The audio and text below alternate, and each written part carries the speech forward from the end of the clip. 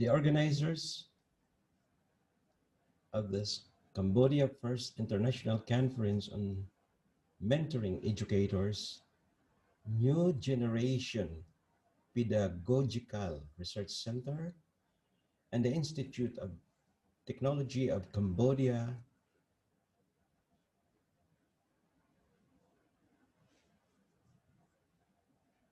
I am greatly honored and appreciated your invitation to share to you my experiences as mentor of our Philippine Christian University and the Lyceum of the Philippines University Batangas Graduate School in Dubai, United Arab Emirates, with my presentation entitled Mentoring a High-End Graduate School in the Middle East, a Case Study. Ladies and gentlemen, greetings and good day to all of you. I am Eduardo P. Malagapo,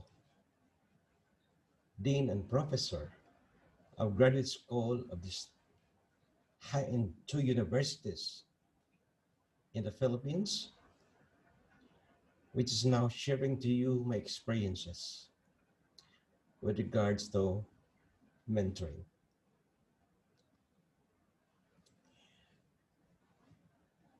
This article is presented in three phases. Phase one, the abstract, the mentor's journey. Phase two, review of related literature. And phase three, discusses the mentor's observation positively, the barriers, and future recommendations. Now let's go to phase one, which is the abstract, the mentor's journey.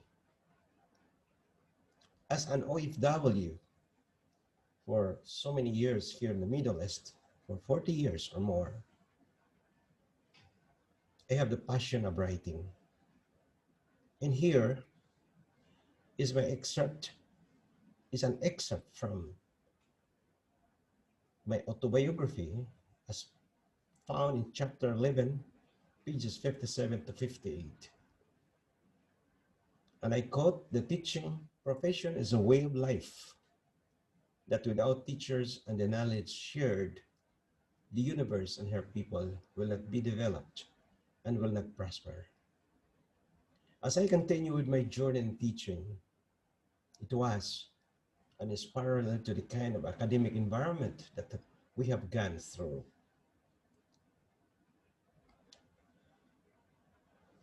I will give you the flashback as a background. In 1978 to 1980, I was a professor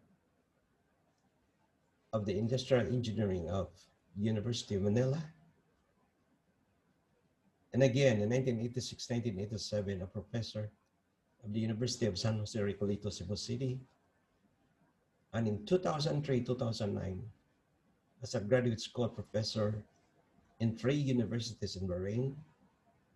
And in 2005, 2020 to 2020, as a university dean, professor of PCU and LPUB in the Middle East.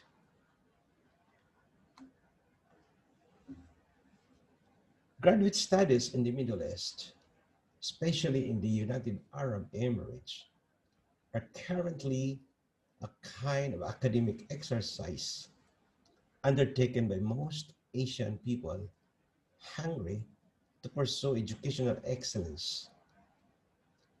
A significant increase in some US universities and colleges in the Middle East were observed during the aftermath of September 11.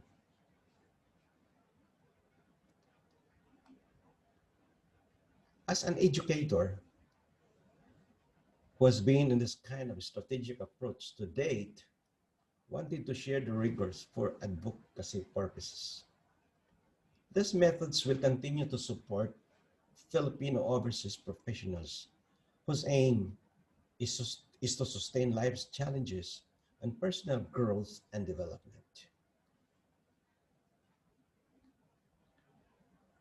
In 2005, of October 15, a memorandum of agreement was signed between an established university in Manila, the Philippine Christian University, and the authors Al-Andalus International School for an extension of the university first in the Kingdom of Saudi Arabia and then spread out to the whole Middle East, specifically in the United Arab Emirates.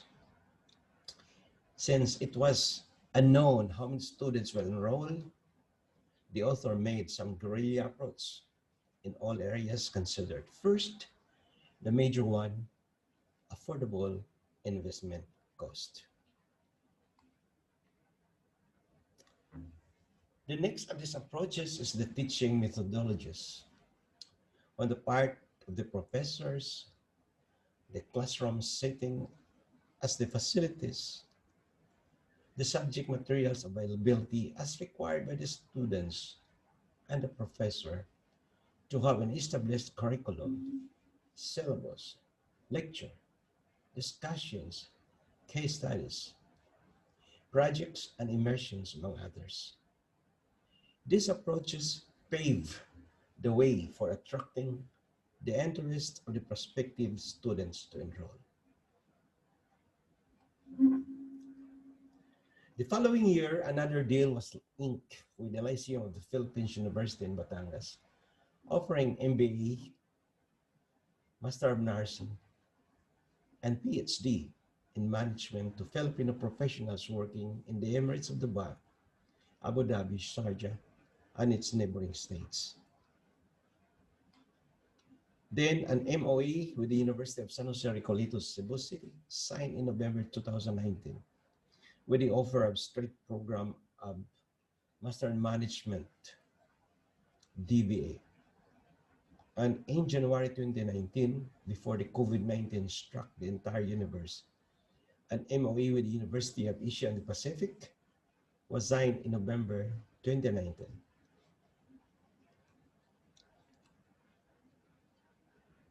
The program offered is Master in Entrepreneurship Management.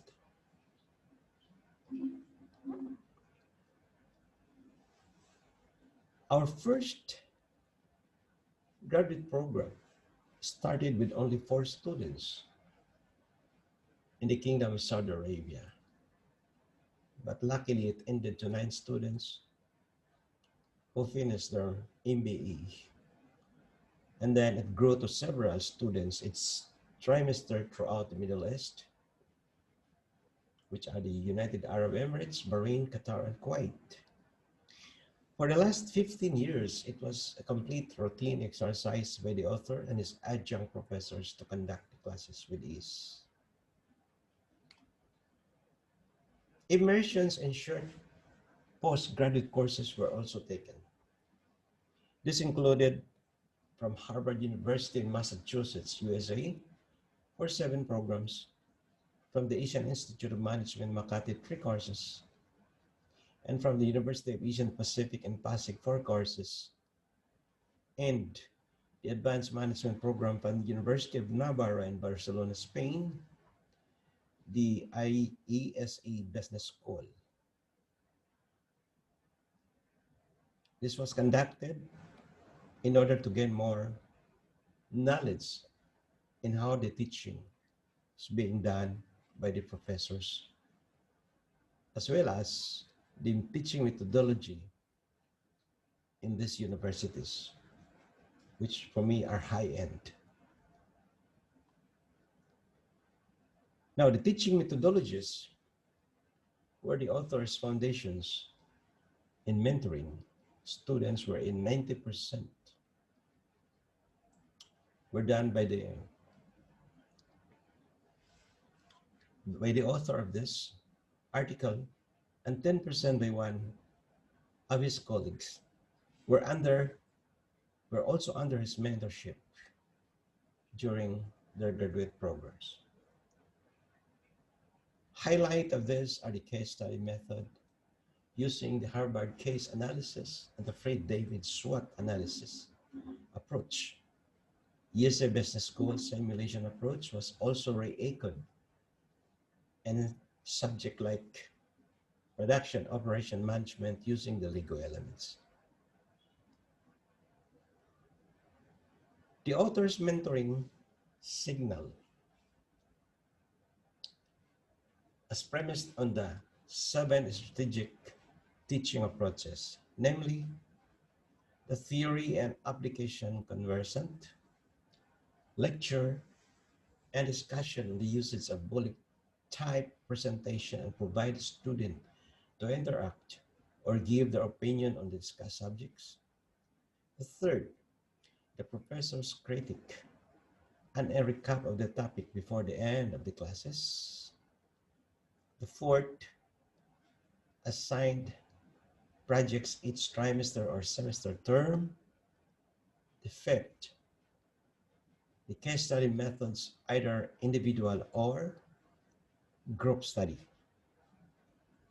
And the sixth, the immersion project conducted in another place in the Middle East or Singapore or in Manila or a significant place in Harvard University in Cambridge, Massachusetts, USA.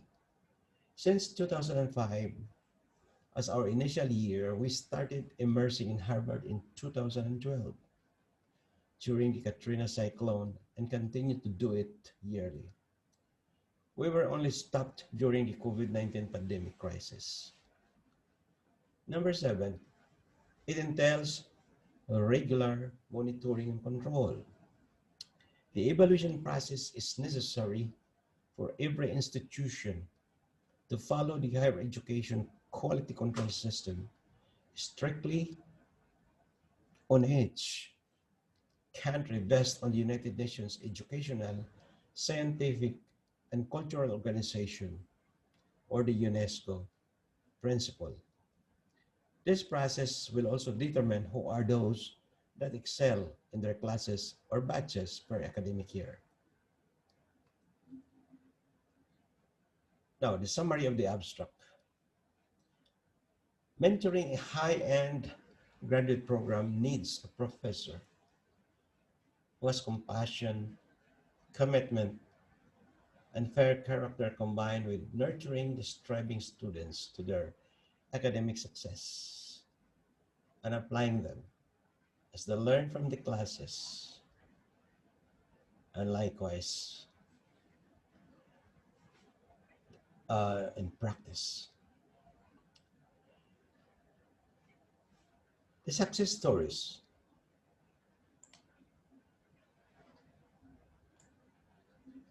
can be exemplified by those students who are now in their business ventures or teaching in college and university or with their consultancy projects and other relevant activities.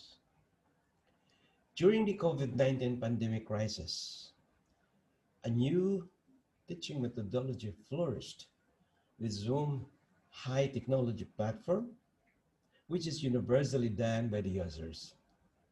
This pandemic turns the tide in the usual physical classroom conduct.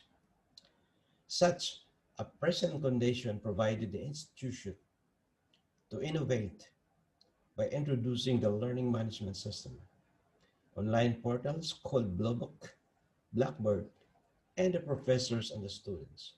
So far, the add-on benefits continue to flourish and provide incentives to both users, the mentor, and the mentee.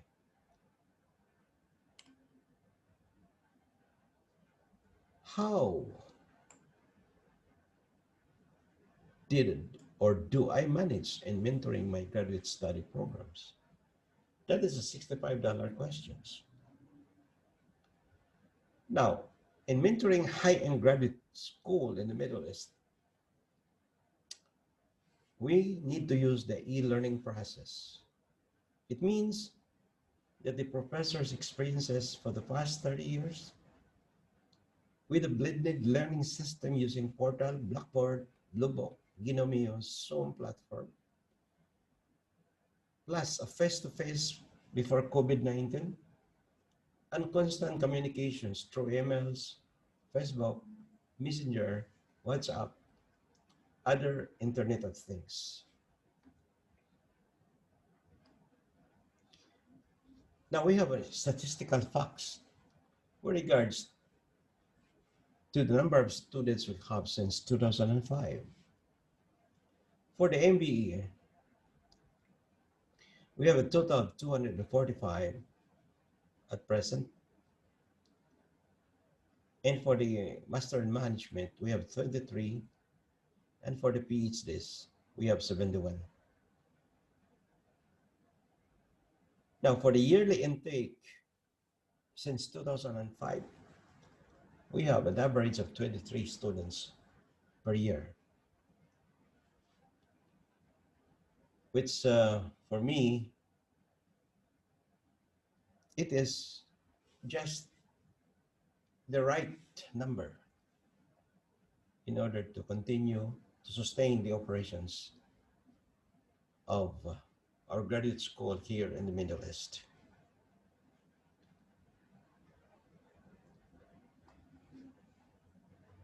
Now we have to continue with our phase two, which is the review of related literatures, citations of published articles.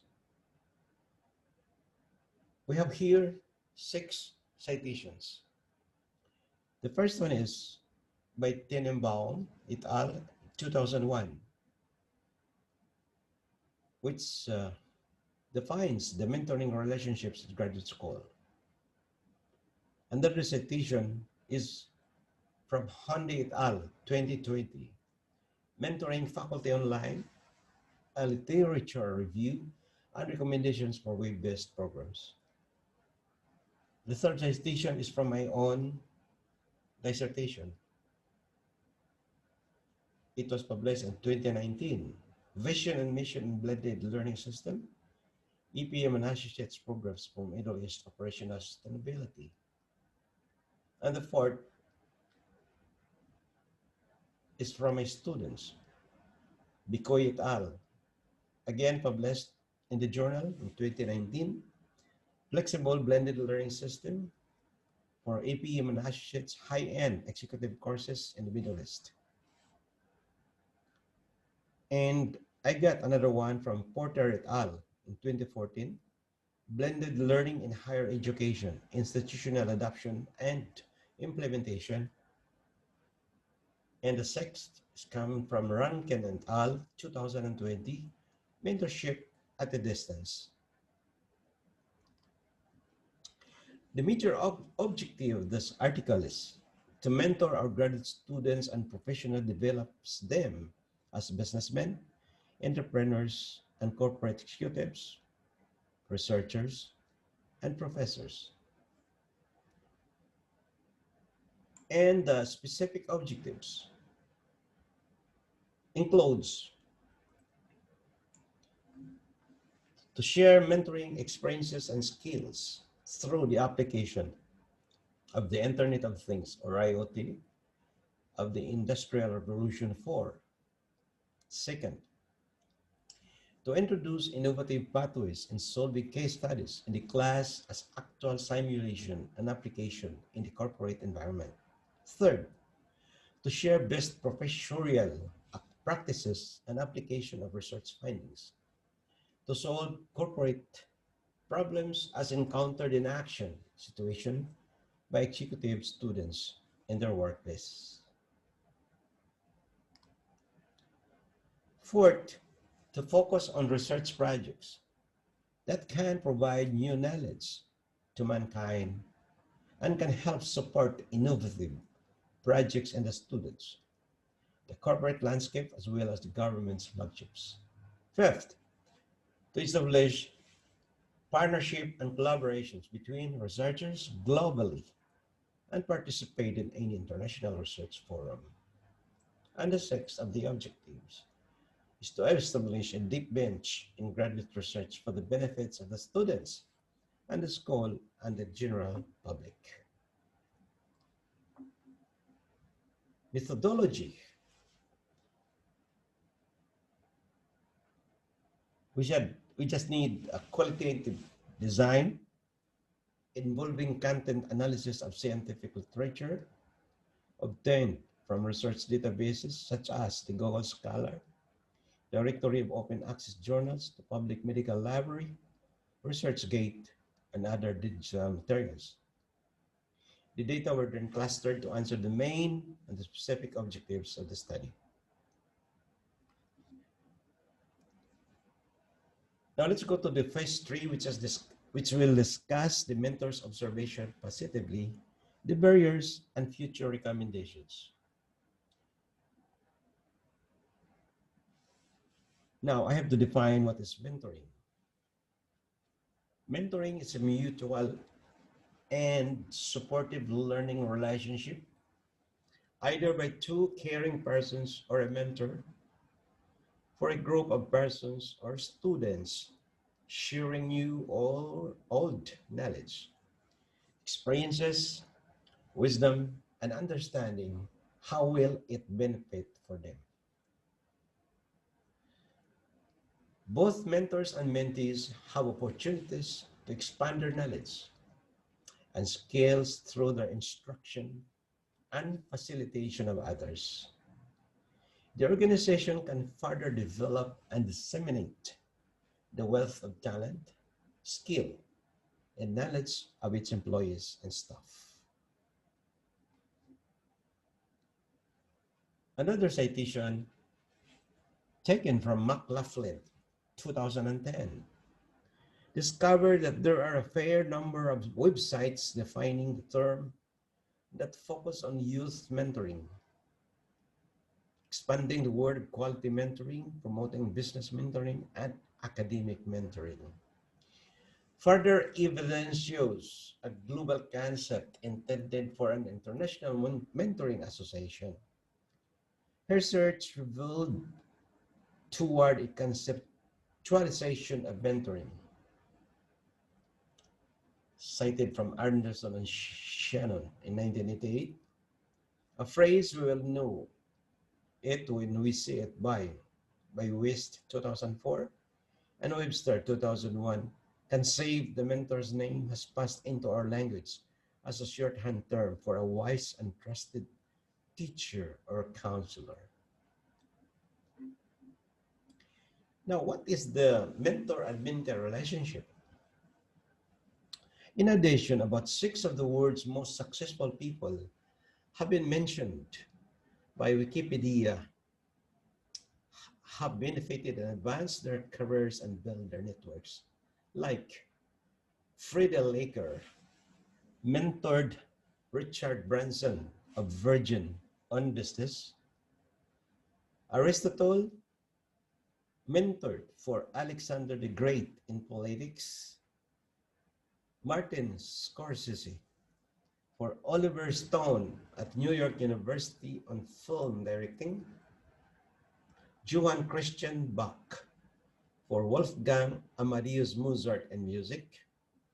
Eddie Merck for Lance Armstrong in sports, and Obi-Wan Kenobi for Anakin Skywalker and his son Luke Skywalker in fantasy.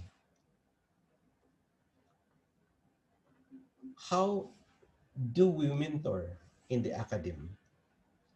As a general rule, there are 3 levels at which mentoring takes place in the academic environment.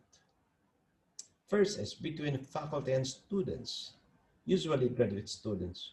Second, between faculty and postdoctoral fellows. And third, between senior faculty and junior faculty.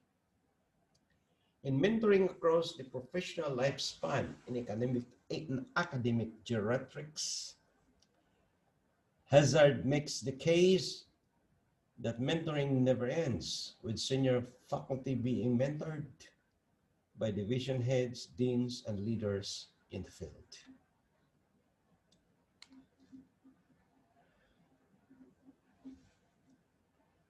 The doctoral student faculty tandem fits into the view of professional acting as guide and teacher of a less experienced person termed as academic advisor and the mentor, cited from Creighton, Parks, and Creighton, 2008.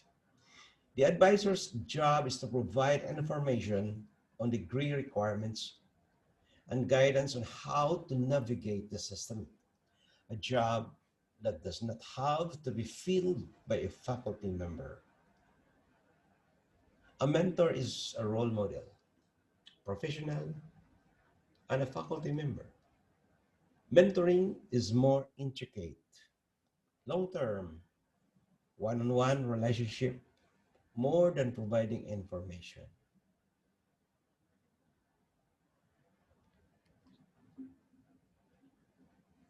Citations on mentor-doctoral students relationship.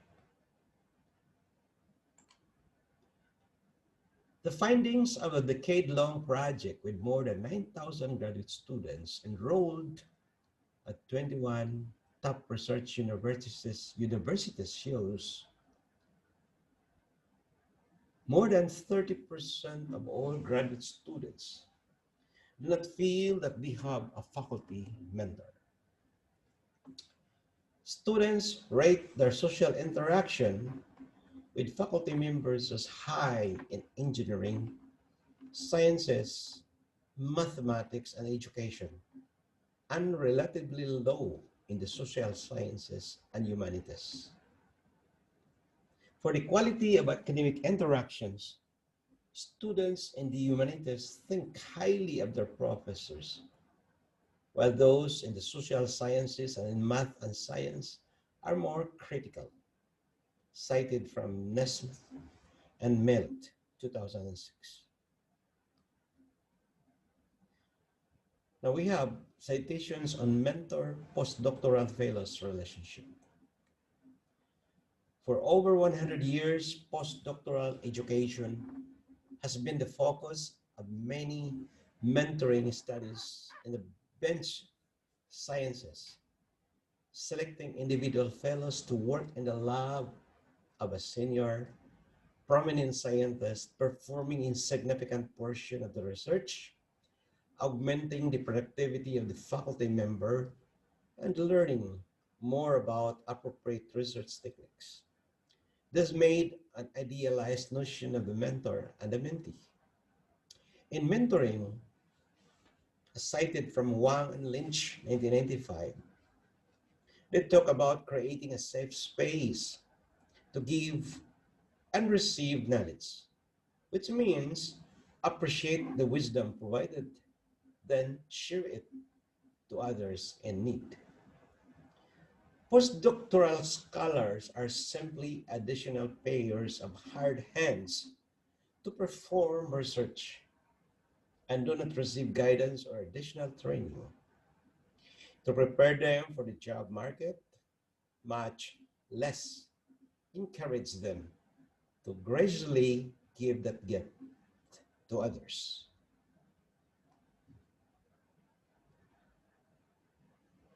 Now, we have to discuss about positive observations. In here, as cited from Nessels and Millet, 2006, there is increasing evidence that mentoring makes a difference. Doctoral students in a mentoring relationship are more likely than those without a mentor to present papers at national conferences, publish articles while in school, and complete the program. Studies also show that not only are doctoral students who were mentored more satisfied with their graduate school experience, they are also more likely to become mentors themselves, as cited from Johnson, 2002. Postdoctoral fellows who reported having a satisfactory mentoring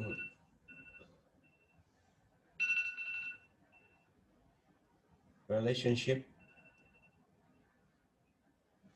were more likely to be involved in successful research projects, yielding multiple publications, and to move on to tenure track positions at the end of the fellowship program.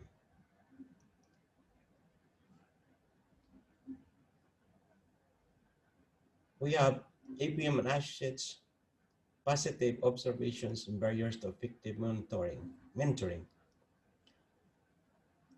The willingness of the APMA graduate students to learn the hard way in research using the Emerald format, since they are well versed in the Germanic format, the old university academy research style.